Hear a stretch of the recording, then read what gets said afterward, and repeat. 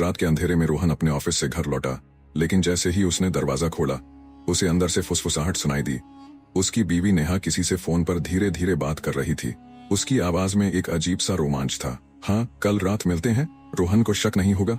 रोहन के कदम थम गए। उसका दिल तेजी से धड़कने लगा। क्या ये वही नेहा थी जिससे उसने बेइंतहा प्यार किया था, जिस पर उसने आंख बंद करके भरोसा किया था? वो चुपचाप अपने कमरे में गया, लेकिन अब उसे नींद नहीं आने वाली थी। अगली रात उसने तय किया कि सच्चाई खुद देखेगा। अगली रात रोहन ऑफिस जाने का नाटक करके घर से निकला, लेकिन दूर से ही घर पर नजर रखने लगा। कुछ ही देर में एक काली गाड़ी घर के सामने आकर रुकी। दरवाजा खुला और नेहा तेजी से बाहर निकली। रोहन का दिल जोर जोर से धड़कने लगा। वो चुपचाप अपनी बाइक पर सवार हुआ और दूरी बनाकर कार का पीछा करने लगा। गाड़ी एक होटल के बाहर रुकी। नेहा अंदर चली गई और रोहन ने देखा कि वहां पहले से ही एक आदमी उसका इंतजार कर रहा था। वो दोनों एक दूसरे के करीब आए, मुस्कुराए और फिर लिफ्ट की ओर बढ़ गए। रोहन की आंखों के आगे अंधेरा छा गया। उसकी पत्नी, जिससे उसने अपना पूरा जीवन जोड़ रखा था, किसी और की बाहों में थी। वो चुपचाप कार में बैठा। उसकी उंगलियां फोन के कॉल बटन पर थीं।